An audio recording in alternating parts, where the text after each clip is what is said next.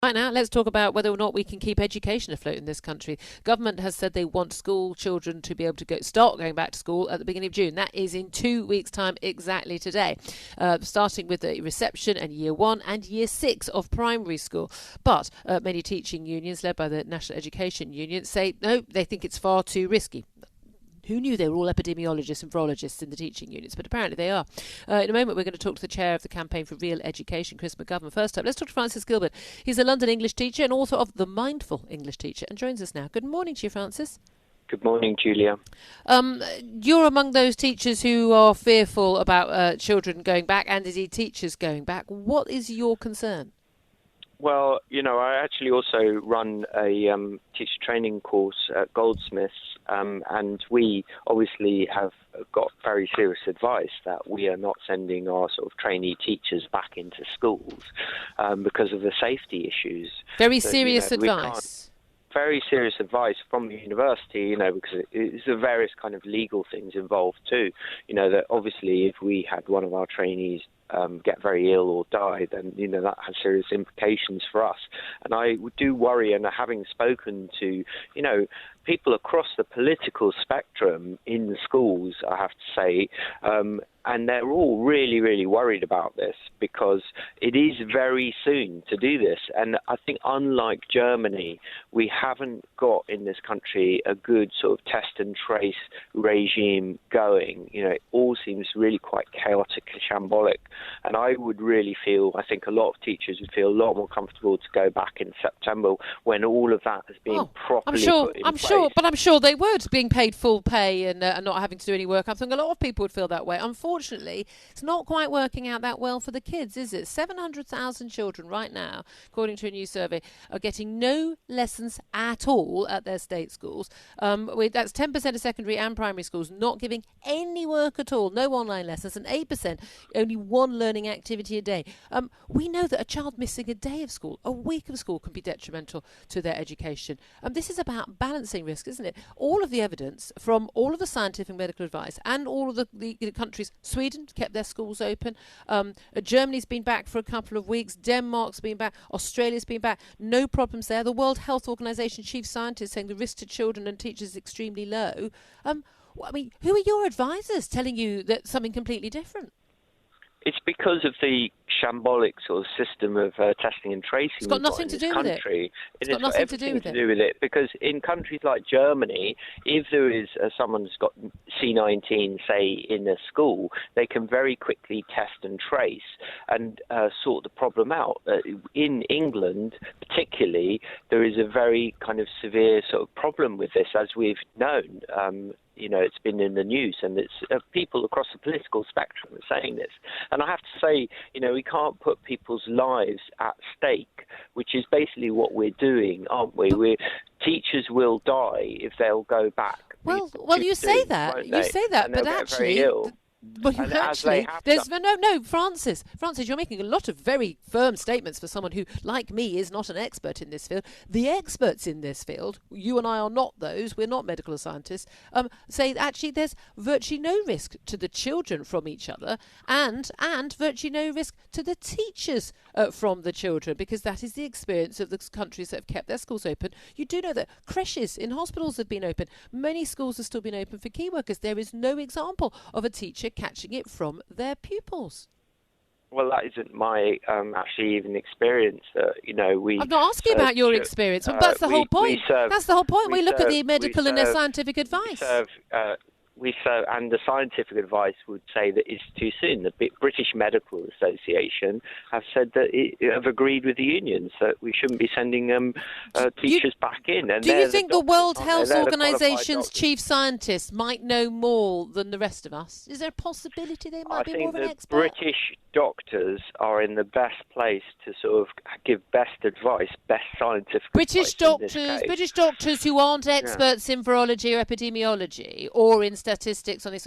You think the average junior doctor, member of the BMA, or whatever, you think that they are more of an expert than the World Health Organization chief scientist?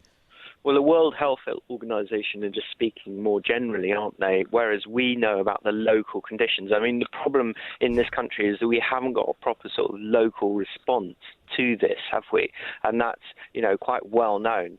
So, we really need to have a system where there's proper testing and tracing, like there's been in South Korea, like there's been in Germany, and it is very well known that it just is not in place at all. So if that was up in place in the middle of June, let's just say it was running a bit late, you're telling me all the teaching unions and all the hard left, let's face it, hard left teaching union staff and general secretaries and the like, are you telling me that they would suddenly lose all of their objections to this and be happy to send the children back to school?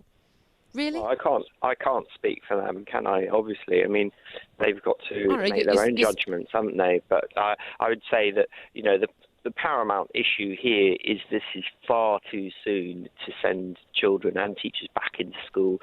Most teachers I've spoken to are very, very reluctant to go.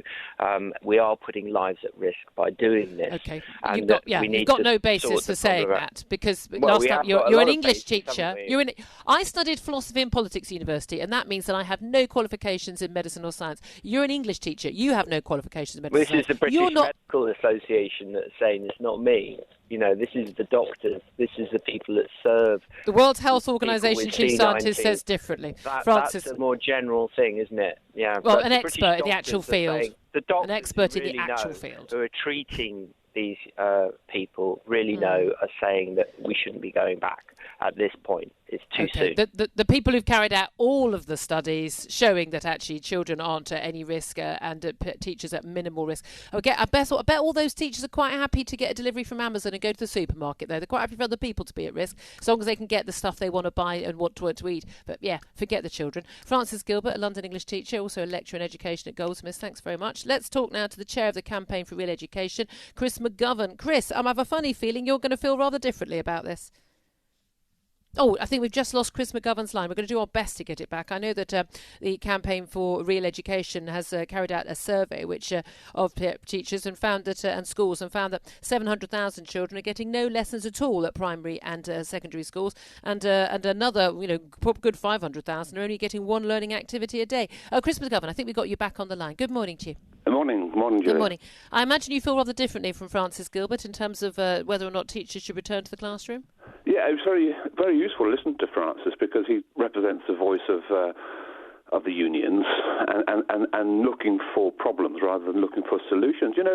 In this whole debate, no one's really saying that if parents don't wish to send their children back to school, they don't have to. Yeah. The government aren't going to fine them or force them. And so, in a sense, it's going to be left up to parents. And we've got a situation here where across Europe, other schools are opening. In Sweden, they're never actually closed. And all we're really saying here is that a lot of children are missing out. Children from poor backgrounds in particular, they're the ones who aren't getting any online support. They need to get back into school. And the voice of Francis and of the unions is a voice of support for the privileged. What they're doing is saying, look, we're going to keep the schools closed. We quite like it like this. The posh kids in their private schools, they get a full load of online lessons. And other good state schools, they provide a full repertoire of lessons. The poor kids who've got no supportive parents, who maybe haven't got parents at all, who are left to their own devices, they're getting nothing. They're falling further and further behind. So it's remarkable, isn't it, that we've got the unions here supporting this great division in social privilege. Yes. Indeed. I mean, I've been very, very aware. So my daughter goes to a private school. I'm among the privileged few. I don't pretend I'm not. I have to say, I mean, I've been bowled over by the quality of the work. I said, they've got end of half-term exams going on at the moment. She's going to be waking up to do an exam this morning. I find it extraordinary that her school can do that.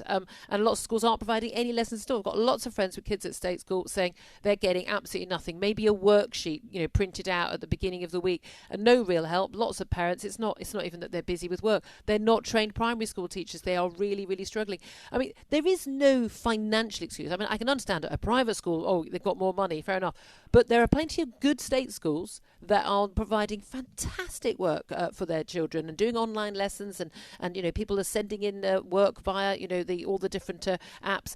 These apps are all available for free now, aren't they? There is no excuse for any school not providing a proper lessons every day. No, and that's absolutely right. There is plenty of material online, also on the television. And ironically, Eton and the unions at the Labour Party conference last summer was calling for the abolition of Eton.